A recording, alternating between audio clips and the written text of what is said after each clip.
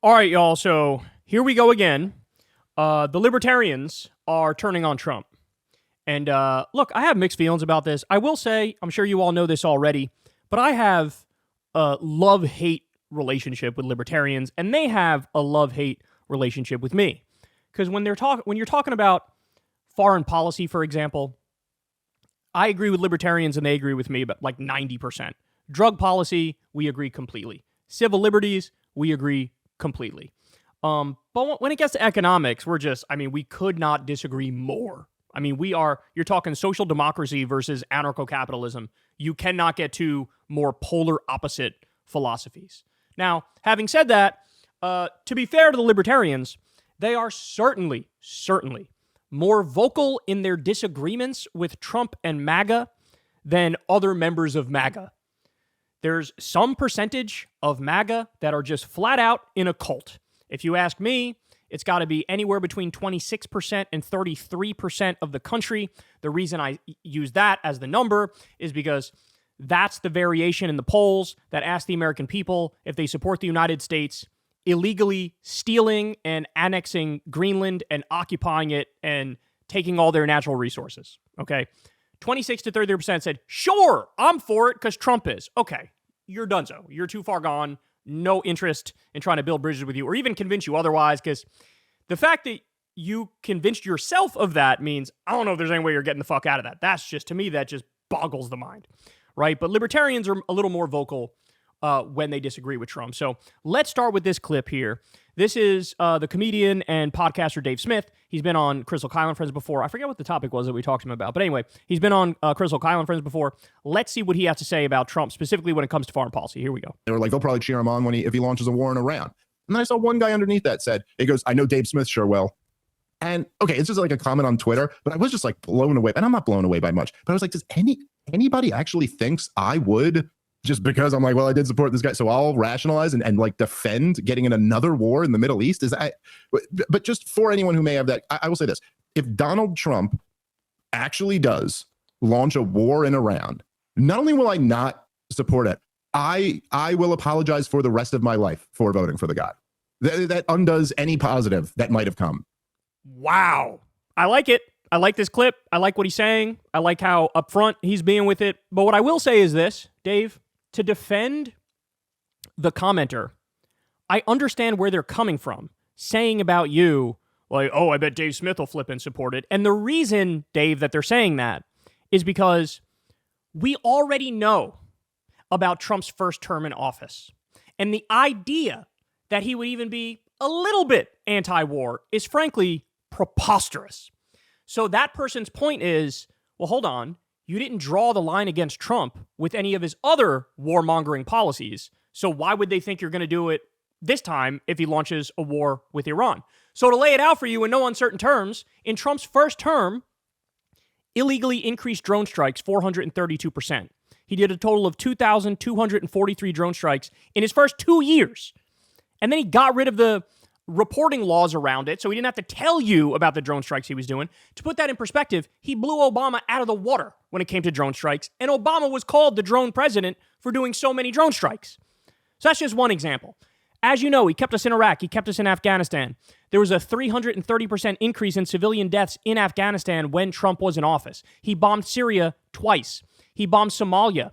He occupied a third of Syria and bragged about taking the oil, which of course is colossally illegal. He increased the Pentagon budget every single year. He let Israel illegally annex the Golan Heights, which is Syrian territory.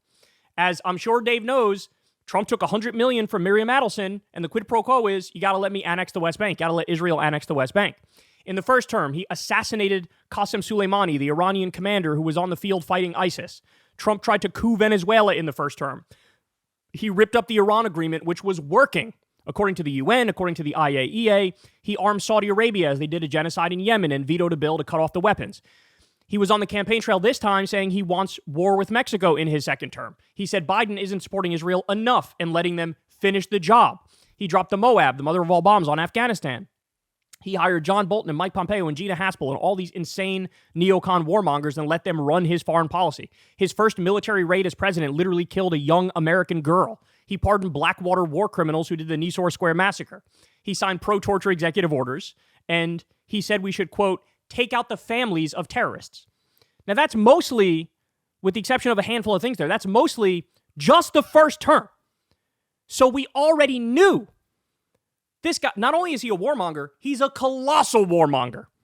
And so I know what Dave would say. He would say, well, look, looking at the options that we had, I just think perhaps Trump would be less pro-war than the Democrat. I think that's what his response would be. And my reaction to that would be, Dave, when Joe Biden pulled out of Afghanistan, literally nobody except like me defended him, right? It was, oh my God, everybody's hair's on fire, 24/7 coverage in the media saying how it's a horrible idea, Republicans attacking him for it relentlessly, including Trump attacking him for it relentlessly. Very few Democrats, you can count them on one hand, the Democrats that went on TV to defend Joe Biden pulling out of Afghanistan. So the implication was, hey, if we have a forever war going on, let it keep going. And don't defend it when somebody pulls out. And yeah, of course, Afghanistan was a house of cards and it collapsed immediately. But it was going to collapse if we pulled out then or if we pulled out fucking 20 years from now. Why waste trillions of dollars more U.S. lives, more civilian lives over there? Just get the fuck out. I was defending him forthrightly, and nobody gave him credit for that. And I to be fair, I don't know what Dave Smith said about it, but that's the thing, right? Is like, so, and I hate Joe Biden's foreign policy broadly. He helped give us the genocide in Gaza by arming Israel. But at the same time, nobody ever gave him credit for pulling out of Afghanistan. Nobody ever gave him credit for nearly eliminating the drone war, right? When Kamala was on the campaign trail in the debate, she defended the Biden withdrawal from Afghanistan. And that's not me saying Kamala is, she's a peacenik or whatever. No, that's not what I'm saying. But I'm saying if you're being honest about the options on the table, there was no doubt Trump was going to be the bigger warmonger. Based on his previous record, based on what Biden and Kamala did in office. And then, of course, as soon as Trump got in there, what happened? Suddenly, he's talking about stealing Greenland. He's talking about stealing Panama. He's saying we're going to make Canada the 51st state, and if they don't agree, we're going to change the border and steal some more of their land and change their water rights. He's bragging about bombing Yemen, bragging about bombing Somalia. Again, the war with Mexico thing. He signed an executive order on day one to give himself the authority to do a war unilaterally in Mexico without needing Congress in any way, shape, or form. Another coup in Venezuela is coming. Just the other day, we learned he wants to send our troops to Ecuador because a center-left party might win in the election there.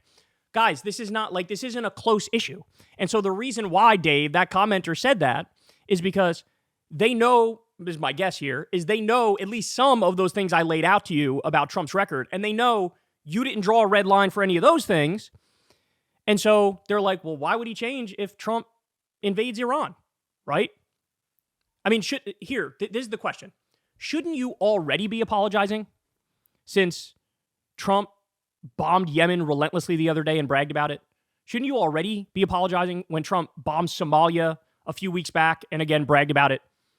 Shouldn't you already be apologizing? If Joe Biden was going around saying, we're going to take Greenland, what do you think Dave Smith would say? If Kamala Harris was saying, we're just going to take Greenland, and they go, we don't want you to, and they go, I don't care, we're going to take it. We have to have it. What would you say if Kamala said that or Joe Biden said that? My guess is you would be unequivocal in your condemnation of it. And with Trump, it's like, well, if he does this other thing, then I'll apologize. Shouldn't you already be apologizing? Shouldn't you already be apologizing over the things that have already happened, not just in his first term, but now also in his second term? So I think that's where that comes from. Now, again, I don't want to be too hard on the guy because the fact of the matter is this is better than 95% of what you're going to get from MAGA. MAGA, like when Trump pretends to be anti-war, they're like, oh yeah, we love that, we're anti-war. And then the second Trump flips and is pro-war, they're like, oh yeah, we love that too, actually, we're pro-war now. And so that, I have less patience for that than I do for Dave Smith, right? Just the people who totally rent their mind out to him. They're in a fucking cult. There's no ifs, ands, or buts about it, right? So I don't want to be too hard on him, but what I do want to say is like, why were none of these other things enough for you to say, and I'm not saying you had to vote for Kamala or vote for Biden in 2020. You could have just said, you know what? I'll vote for the Libertarian candidate or I'll sit out completely, right? So that's really the issue, and that's why I think the commenter said that. But I also don't doubt that if Trump invades Iran or bombs Iran, I do think he'll do it. But I guess my point is, you already should have called him out. You already should have apologized because he's gearing up to, without a doubt, be a way bigger warmonger than George W. Bush and Dick Cheney. I don't even think that's debatable at this point, given everything he's saying and what he's already done. All right, so now let's switch gears here. Ron Paul's back. So the other day he went after Trump for his foreign policy and bombing Yemen. That was based. Now here's Ron Paul. the OG libertarian, and he is going to talk about free speech and what's been going on with that.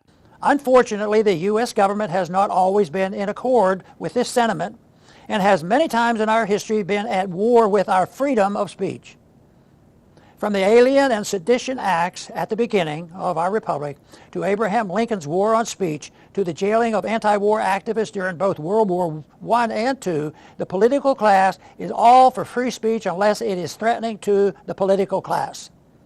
Recently, a new front has been opened in a war on the free speech, and it is one that Americans must take seriously. On university campuses across the country, students, both American and foreign guests, have taken to protesting U.S. support for Israel's actions in Gaza. By the way, there's not a single conservative Republican that I've seen make this argument. Ron Paul's a libertarian. Leftists are making this argument all over the place. Ron Paul's a libertarian. He's making this argument now. The right does not give a fuck about pro-Palestine college kids, anti-genocide college kids. They get kicked out of the country. They get sent to an El Salvador slave labor camp. They're in ICE custody in a state that's not their own. They don't give a fuck. They're cheerleading it. They don't care. Trump says this is good. They're like, this is good. Where tens of thousands of innocent civilians have been killed.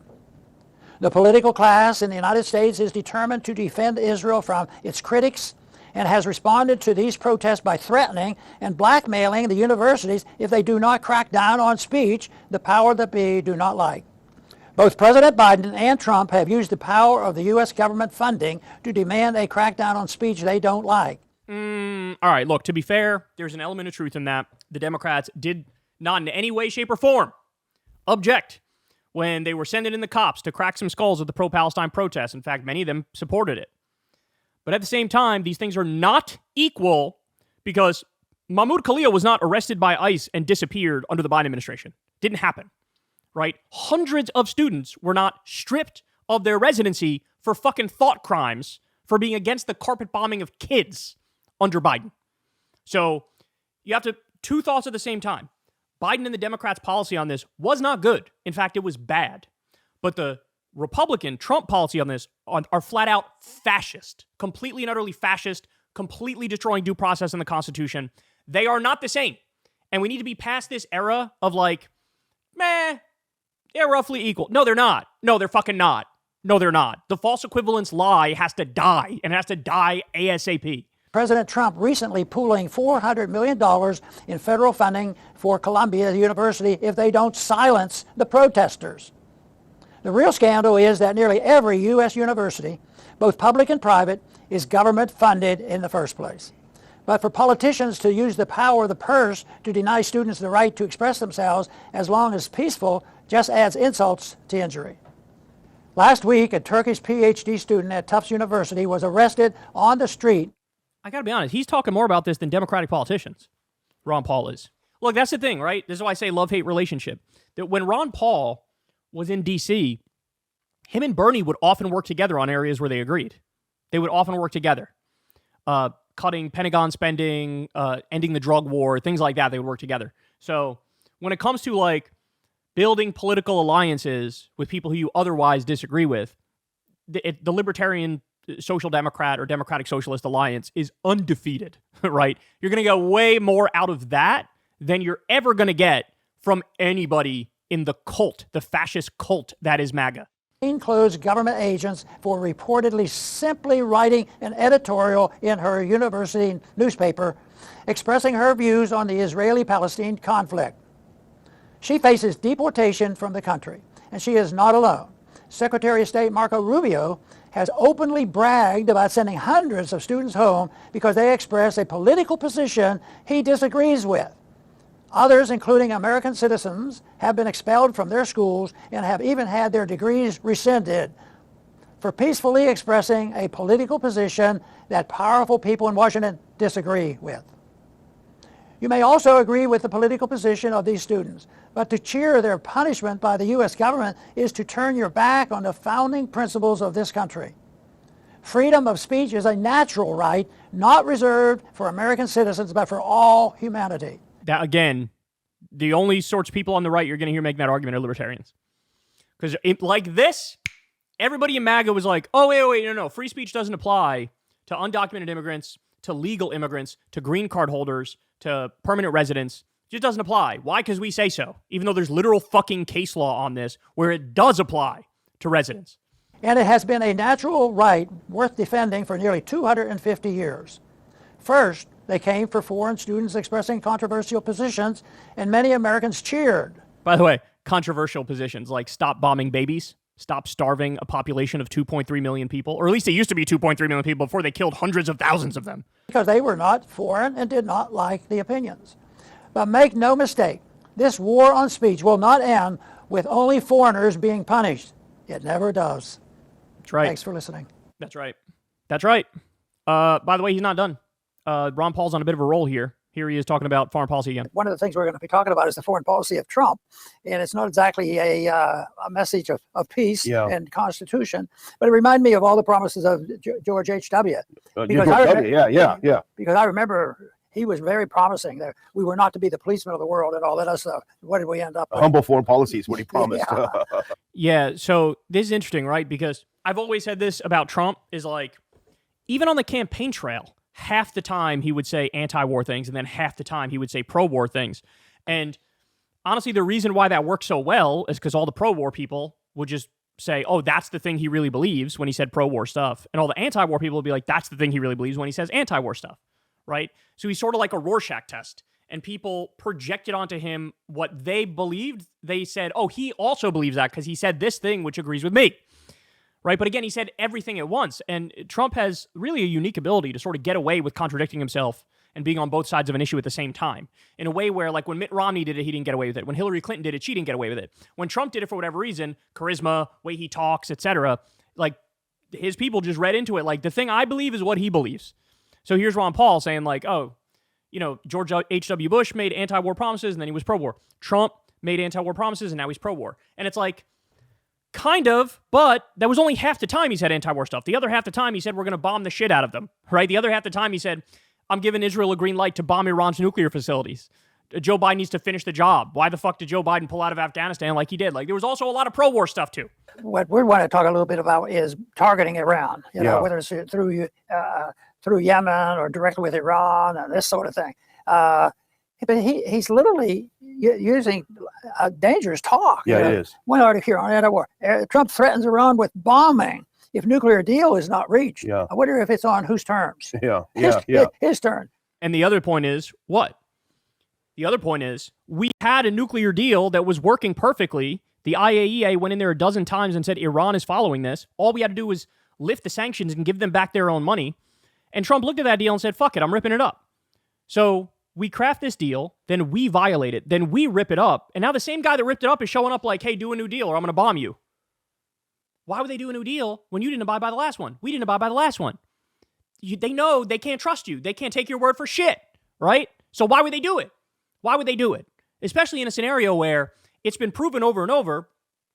Look at Libya, for example. Gaddafi gave up his weapons. Boom, he was toppled by the West. North Korea, they have the bomb. We're still, they're still around, right? So there's a deterrent angle to this too, where if you care about self-preservation and self-defense, they're going to want the bomb, right?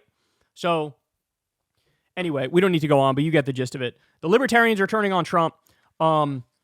Should have done it a hell of a lot earlier. But nonetheless, I guess it's late to the party, but we'll take it. And the only reason why we're taking it is because when you compare it to the rest of MAGA, they're light years ahead, although still light years behind where they should be. All right, guys, that's the show. Love you all very much. You guys know the drill. Please click like, click subscribe, all that fun stuff. Click that bell icon so you get a notification every time a video drops. You can support the show on Patreon. That link is below, or you can tip with YouTube. That's also below. Thank you so much for your support, because we couldn't do it without you guys. This is real independent media. You've never seen me have a conversation with an advertiser or do an ad read or anything like that. I'm very proud of that fact.